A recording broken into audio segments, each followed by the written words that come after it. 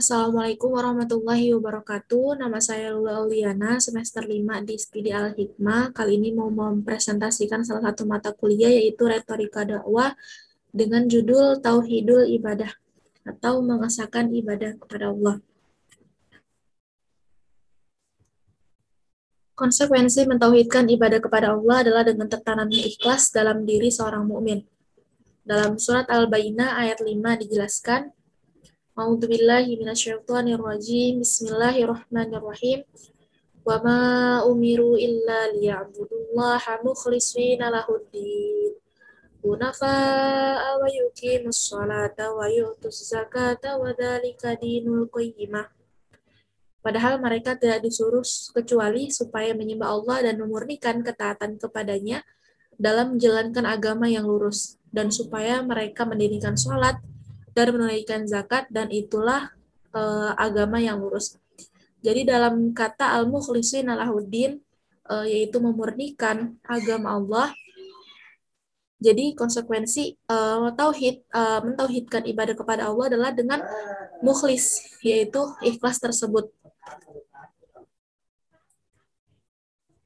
Selanjutnya yaitu ikhlas. Ikhlas itu adalah dari kata kholis, artinya adalah sesuatu yang bersih dan terhindar dari kotoran. Jadi jika sesuatu yang dapat dikotori dengan sesuatu, maka itu adalah kholis.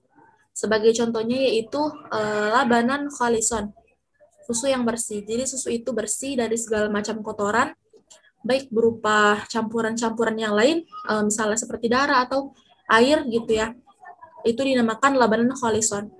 Kemudian ikhlas adalah pekerjaan membersihkan dari segala kotoran. Jadi kholis adalah sesuatunya dan ikhlas adalah pekerjaannya. Sedangkan dalam konteks ibadah kepada Allah, ikhlas berarti membersihkan atau memurnikan jiwa dari segala kotoran.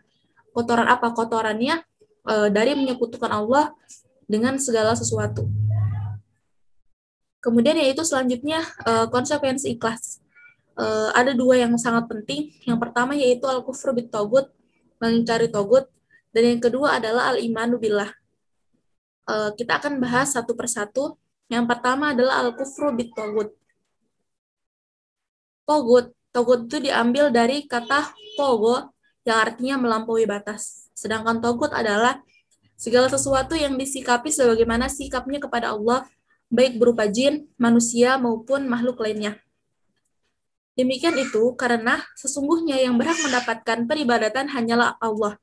Jadi ketika ada zat lain yang mendapatkan perlakuan sebagaimana Tuhan, baik itu merupakan keinginan dia ataupun diperlakukan oleh pihak lain, maka padahal dia tidak pantas mendapatkan hal tersebut, maka itulah perlakuan yang melampaui batas. Jadi perlakuan itulah adalah yang disebut togut. Dalam surat Al-Baqarah ayat 526 dijelaskan, A'udzubillahi minasyaitonirrajim. Bismillahirrahmanirrahim. La ikraha fid-din, qad tabayyana rusydu minal ghayy, faman yakfur bit-taghuti wa yu'min billahi faqad istamsaka bil urwatil wuthqa. La infissama laha wa huwas samiul alim. Tidak ada paksaan dalam menganut agama Islam. Sesungguhnya telah jelas perbedaan antara jalan yang benar dan jalan yang sesat. Barang siapa yang ingkar kepada Taghut dan beriman kepada Allah, maka sungguh dia telah berpegang teguh pada tali yang sangat kuat, yang tidak akan putus. Allah Maha Mendengar, Maha Mengetahui. Jadi kita harus melepaskan diri dari segala macam, dari semua tandingan-tandingan dalam misalnya berhala ataupun yang lain sebagainya, yang di mana mereka itu diperlakukan sebagaimana kita memperlakukan Tuhan. Kemudian selanjutnya itu hukum togut. Dalam surat An-Nisa ayat 60 disebutkan, A'udzubillahi minasyaitonirrajim. Bismillahirrahmanirrahim. Alam tar ilal ladzina yaz'umuna annahum amanu bima unzila ilaika wa ma unzila min qablik yuriduna ay yatahakamu ila taghuti wa qad umiru ay yakfuru bih wa yuridu syaitanu ay yudillahum dhalalan ba'idah. Tidakkah engkau Muhammad memperhatikan orang-orang yang mengaku bahwa mereka telah beriman kepada apa yang diturunkan kepadamu dan kepada apa yang diturunkan sebelummu, tetapi mereka masih menginginkan ketetapan hukum kepada Taghut. Padahal mereka telah diperintahkan untuk mengingkari togut itu. Dan setan bermaksud menyesatkan mereka dengan kesesatan yang sejauh-jauhnya. Jadi, ayat itu adalah pengakuan beriman kepada apa yang telah diturunkan kepada Allah, melepaskan diri dari hukum togut. Jadi, jika tidak, maka imannya hanya sekedar pengakuan di lisan saja.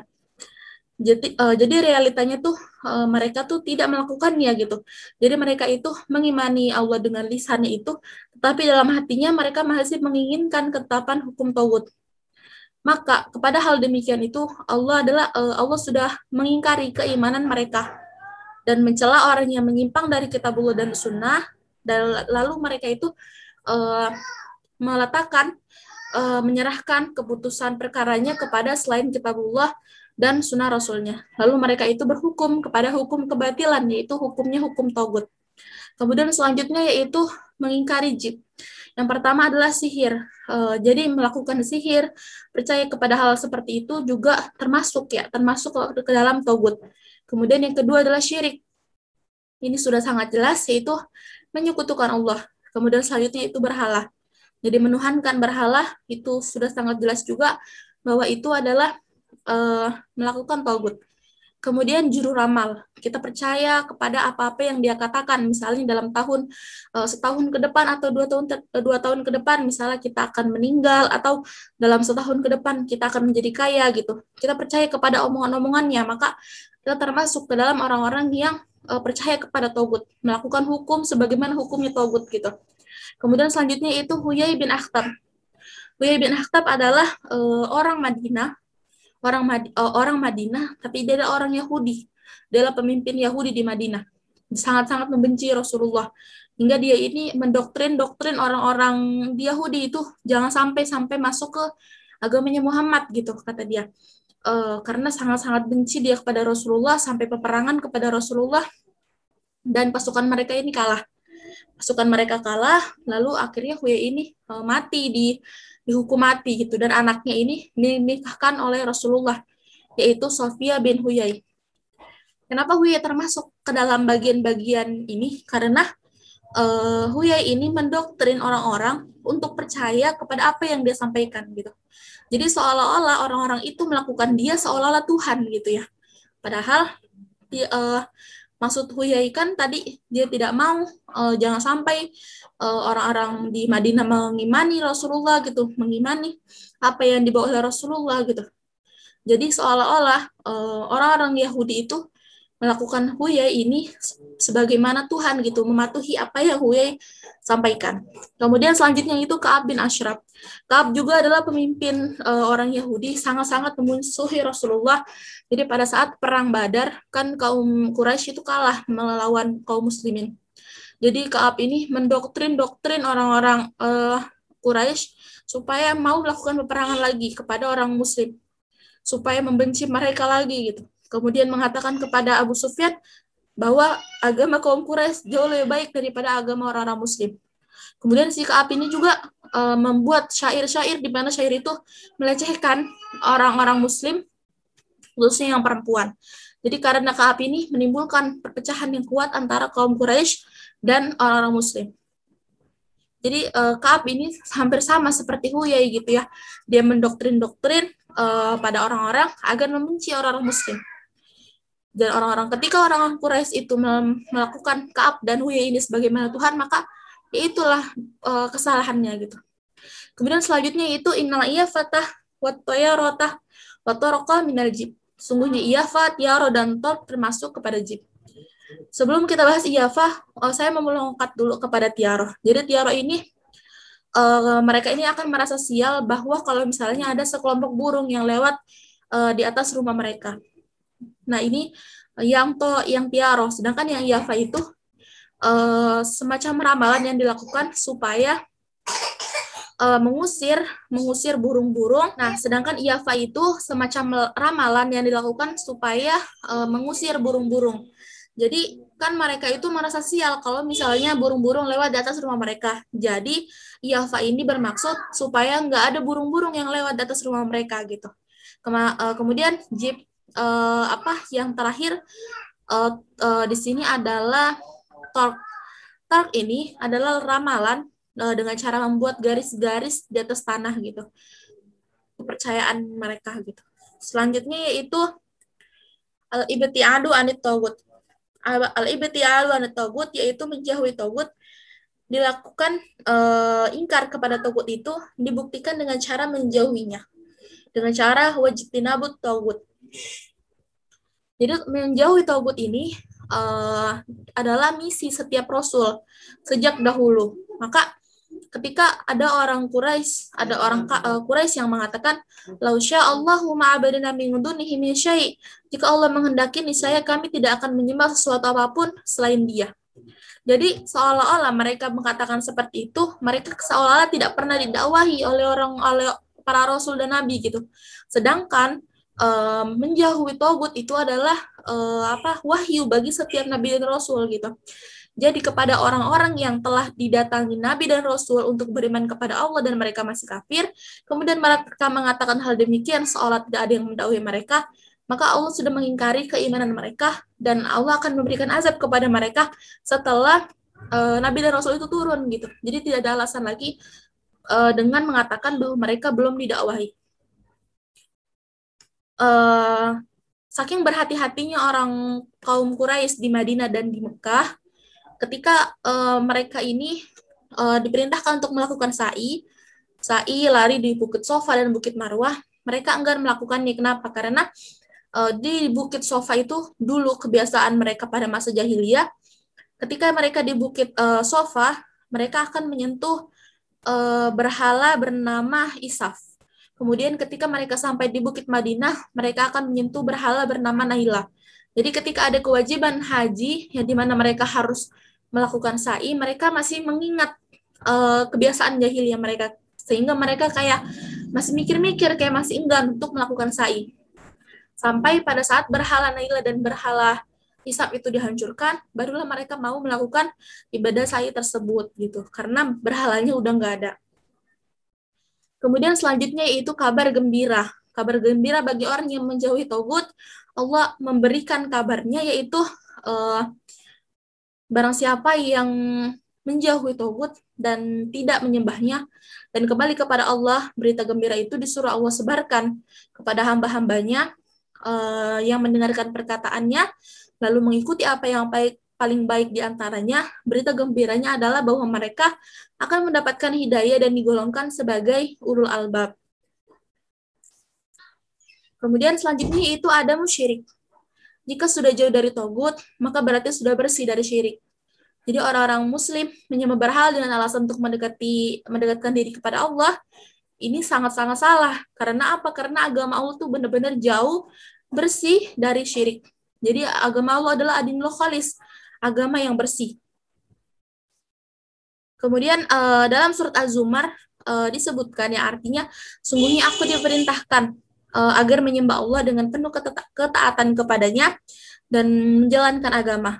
Hanya Allah yang aku sembah dengan memurnikan ketaatan kepadanya dalam menjalankan agama. Jadi Rasulullah SAW mengatakan bahwa syirik itu lebih tersembunyi dibandingkan dengan seekor telapak kaki semut hitam yang berjalan di kegelapan malam di atas batu karang. Jadi benar-benar syirik itu sebenarnya sangat samar-samar sekali gitu ya, sangat tidak terlihat.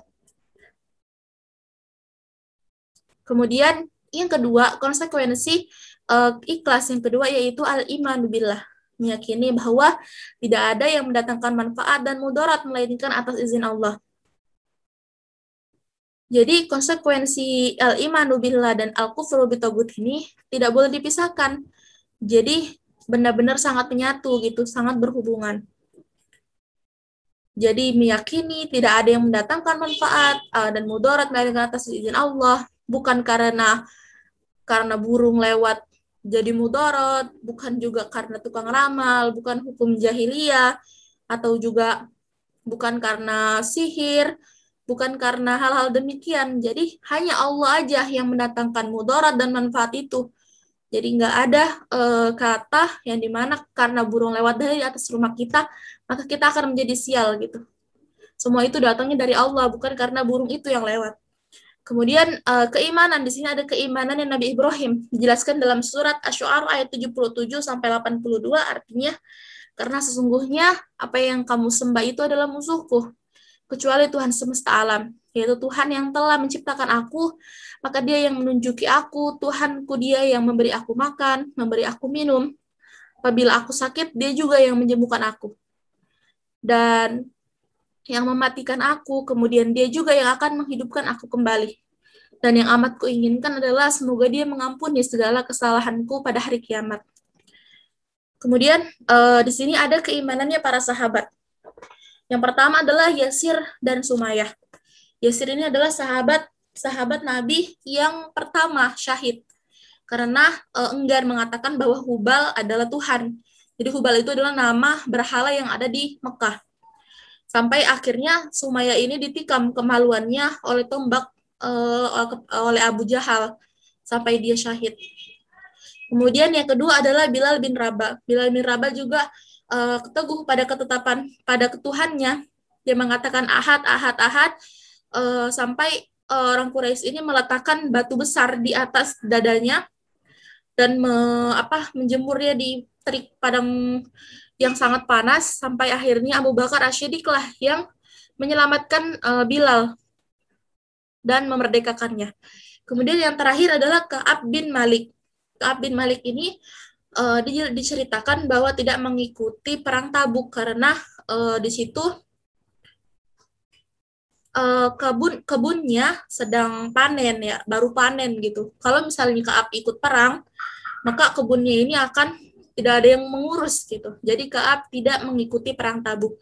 Karena hal tersebut, Ka'ab ini dihukum oleh orang-orang Muslim, diasingkan beberapa waktu dan diboikot. Jadi orang-orang Muslim ini tidak boleh ngajak bicara si Ka'ab, dihukum gitu. Nah pada saat keadaan ini ada raja dari Gosan kayak mengambil kesempatan untuk membawa Ka'ab kepada kelompok mereka.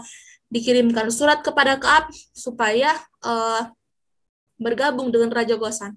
Tapi di sini Ka'ab tetap dalam keteguhan agamanya, walaupun dalam keadaan dia lagi dihukum, dia tetap beriman kepada Allah. Kemudian selanjutnya yaitu ibadatullahi wahdah. Beribadah hanya kepada Allah. Jadi konsekuensi dari beriman kepada Allah adalah beribadah hanya kepada Allah. Jadi imannya hanya diberikan kepada Allah, itu diwujudkan dalam bentuk ibadah atau penghambaan, dan tidak menyekutukan dengan segala sesuatu apapun. Jadi misi pembebasan manusia dari penyembahan kepada makhluk, kepada penyembahan kepada penciptanya makhluk. Jadi inilah misi yang dibawa oleh para nabi dan rasul.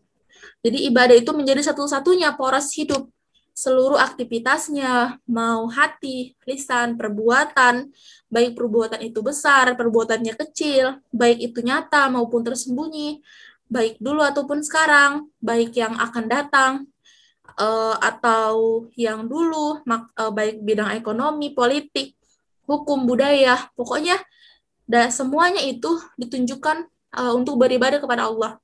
Jadi ketika kita makan, kita niatnya beribadah agar badan kita menjadi kuat, kemudian supaya bisa beribadah kepada Allah, maka makan kita itu tidak sia-sia. Makan kita bukan hanya mengenyangkan kita, tapi juga mendatangkan pahala di sisi Allah.